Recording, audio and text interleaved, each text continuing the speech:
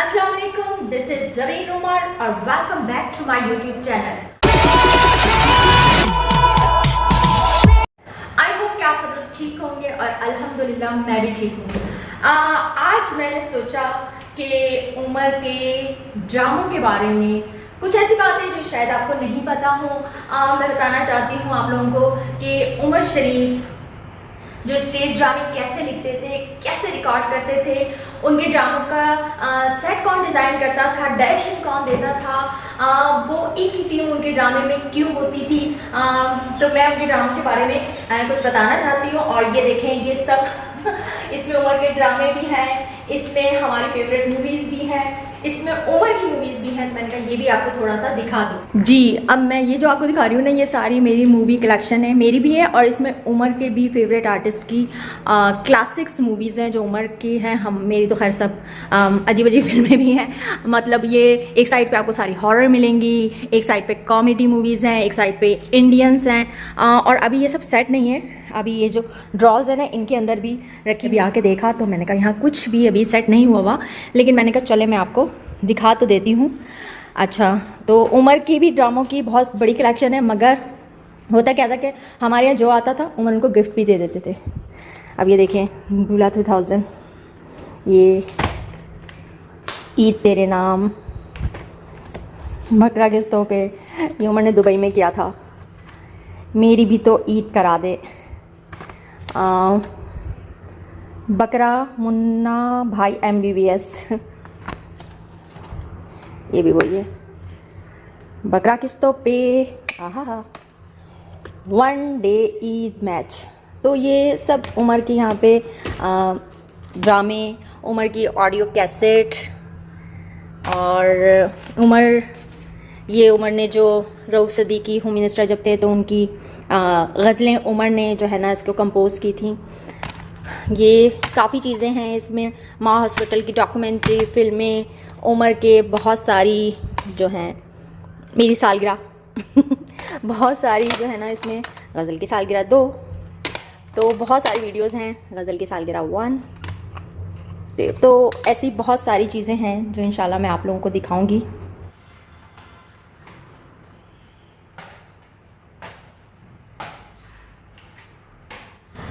ये कुछ ड्रामे मैं यहाँ से अभी उठा के लेके आई हूँ और कुछ मुझे मिल भी नहीं रहा है, वो यकीनन कहीं और रखे होंगे।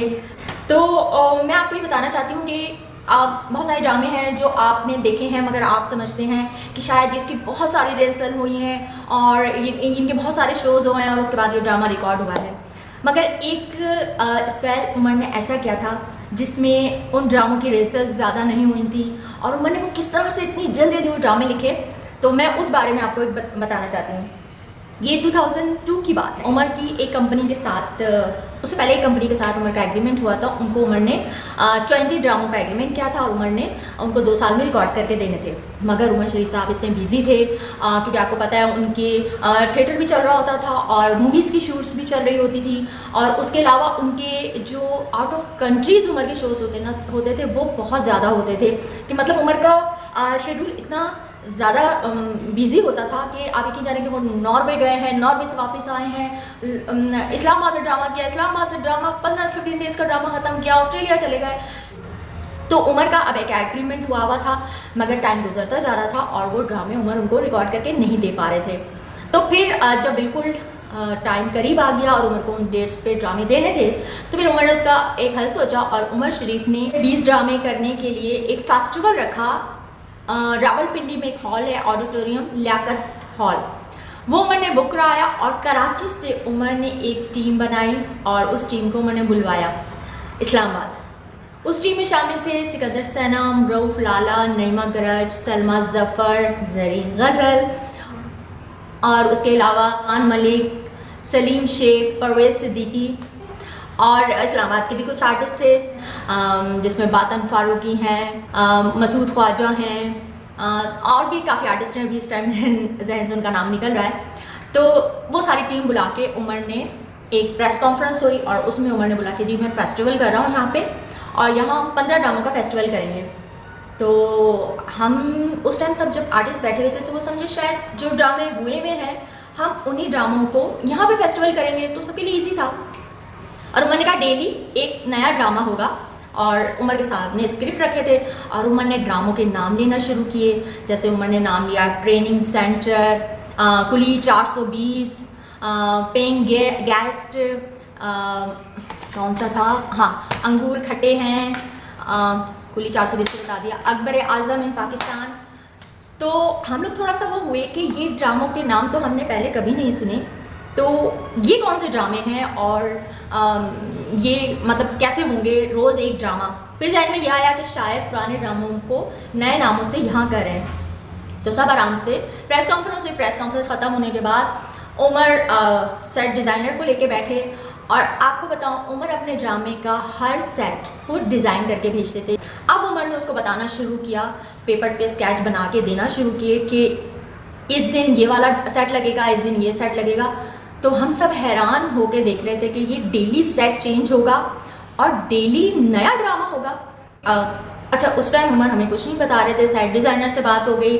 फिर उमर ने कहा आओ चलो हम लोग फर्नीचर वगैरह पसंद करना चलते हैं। तो सब आर्टिस्ट उमर के साथ गाड़ी में बैठ जाते थे और हम लोग सब गए वहाँ पे फर्नीचर वाले की शॉप पे। उमर ने सब वहाँ पे फर्नीचर सेलेक्ट किया कि किस दिन किस ड्रामे में क्या क्या फर्नीचर रखा जाएगा, क्या क्या सेट पे चीज़ें होंगी। फिर हम वहाँ से बड़ी इमाम सरकार गए, क्योंकि उमर बड़ी इमाम सरकार पे ज़रूर हाज़िरी देने जाते थे। फिर वहाँ हम गए, उमर वहाँ पे लंगर करते थे, उमर की हमेशा की ये रूटीन थी। और वहाँ से उमर लेते थे बहुत खूबसूरत सी जो सबसे अच्छी सबसे बड़ी चादर होती थी वो लेते थे, फूलों की चादर बनवाते थे। उसके अलावा गुलाब की पत्तियाँ वैसे भी बहुत सारी लेते थे, और देग वाले भी उमर के बने हुए थे। तो उमर वहाँ जाते थे और वो सब जमा हो जाते थे उमर को देखते ही, और जो मज़ार के जो मुजाबिर होते हैं वो भी आ जाते थे। उन सबको उमर एक तो फ़ोन भी कर देते थे कि मैं आ रहा हूँ। उसके बाद फिर उमर कह देते थे कि इतनी मतलब कम अज़ कम भी उमर की जो देगे बनवाते थे तो वो 11 देगे तो होती थी, उससे ज़्यादा हो जाती थी, मगर उमर उससे कम नहीं करते थे। जिसमें 5 देगे उमर मीठे की बनाते थे, जैसे जर्दा होता था, और 6 देगे जो है ना वो बिरयानी की होती थी। तो वो उमर ऑर्डर दे के फिर उमर मज़ार में जाते थे और वहाँ उमर दुआ करके पढ़ के उसके बाद जब उमर आते थे फिर उमर एक न्याज देते थे। फिर वहाँ बैठ के सबको उमर लंगर खिलाते थे, और फिर हम भी उनके साथ सब वहाँ बैठ के हम भी वहीं बैठ के साथ खाते थे। उमर वहीं बैठ के न्याज खाते थे, और उसके बाद फिर चाय वाय पी के फिर हम होटल आए। होटल आके फिर हम बैठे, तो उमर ने कहा अब परसों से हमारा ड्रामा स्टार्ट है और ये चीज़ें कल वहाँ सारी चीज़ें जमा हो जाएंगी। उसके बाद सेट डिज़ाइनर हमारा पहला सेट लगेगा और उसकी ड्रामे की हम रिहर्सल करते हैं। उमर ने असिस्टेंट को कहा कि सबको स्क्रिप्ट दे दो, तो असिस्टेंट ने सबको स्क्रिप्ट दिए। तो हम तो समझ रहे थे कि ड्रामा उमर ने लिखे हुए हैं, तो सबने स्क्रिप्ट लिए, खुशी खुशी से नाम पढ़ा ड्रामे का। मुझे ये याद नहीं आ रहा कि पहला ड्रामा कौन सा था, लेकिन Akbar Azam, I think Akbar Azam in Pakistan drama था। तो हमने सब उसका स्क्रिप्ट लिया, और बादशाह का एक महल का सेट लगना था, तो सेट लग रहा था, तो हमने वो स्क्रिप्ट लिया। उसके बाद जब हमने वो स्क्रिप्ट खोला तो वो तो उसमें तो कुछ लिखा ही नहीं था, पेपर्स थे। फिर और हमने कहा इस पे तो कुछ लिखा हुआ नहीं है। तो मैंने कहा कि ड्रामा मेरे दिमाग में है, मैं अभी बोलूँगा, आप सब लोगों ने अपने अपने रोल खुद ने लिखने हैं। असिस्टेंट भी स्क्रिप्ट लिख रहा होगा, तो जो कमी पेशी रह जाएगी आप लोगों से जो लिखना रह जाएगा वो फिर वो आपको ये बता देगा, बाकी तो आप लोग समझते हैं मुझे। फिर उमर ने असिस्टेंट को सबको पेन दो, फिर हम सबको पेन दिए गए। अब उमर ने ड्रामा बोलना शुरू और हम सब ने ड्रामा लिखना स्टार्ट किया।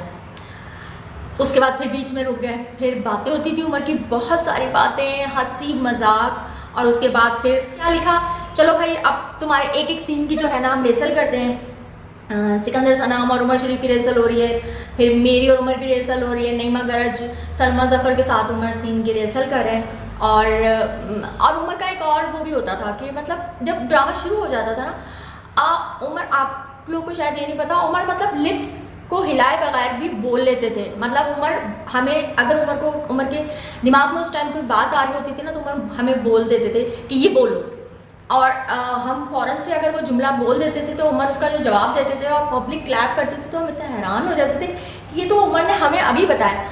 और अगर गलती से उमर ने कोई जुमला बोला कि ये बोलो, और अगर वो नहीं, हम भूल गए या गलती हो गई सुनने में, ये टाइमिंग आउट हो गई, ओहो हो, फिर जो उमर स्टेज पर गुस्सा होते थे।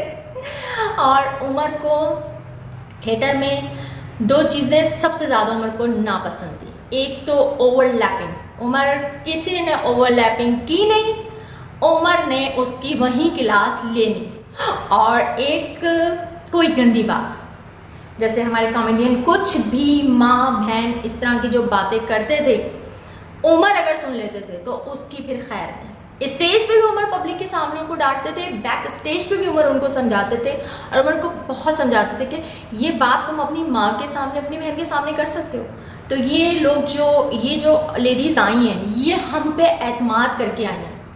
हमने इनके एतमाद को ठेस नहीं पहुंचानी है। ये कोई अपने बाप के साथ बैठा है, कोई अपनी भाई के साथ बैठा है, कोई अपने शौहर के साथ बैठा है, उनके साथ बच्चे भी हैं। तो बात कॉमेडी वो करो और जो सबको पसंद आए, आपकी फैमिली। और अगर आपके पास उस टाइम कॉमेडी का कोई जुमला नहीं आ रहा तो ज़रूरी नहीं कि हर बात पे तुम लोगों ने लाफ्टर लेना है। मतलब कोई अच्छी बात करके क्लैप भी ली जा सकती है। आप उमर शरीफ के ये वाले ड्रामे देखिएगा, उमर शरीफ इन जंगल, चक्कर पे चक्कर, लूट सेल, अकबर आजम इन पाकिस्तान, अपना अपना अंदाज, कुली 420, पेट्रोल पंप में सोचिए कि रक्षा गाड़ी सब उमर सेट पे ले आए थे। और मुझे याद है उसमें मैं लड़का भी बनी थी।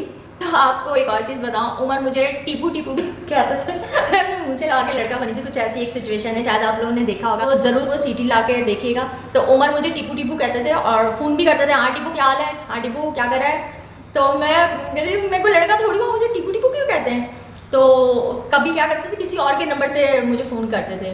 तो मैं कहती थी हेलो, तो कहते थे हाँ टीपू साहब है। मैं कहती थी कौन टीपू साहब, आपने किसी, और मैं बंद कर देती थी। फिर थोड़ी देर बाद किसी और नंबर से हेलो, हाँ टीपू जी क्या हाल है आपके। ऐसे भी उमर मुझे तंग करते थे। फिर उमर फ़ोन करते थे, तो जब उमर बोलते थे हाँ टीपू क्या हाल है, तो मैं कहती ये आप मुझे तंग कर रहे थे ना इतनी देर से।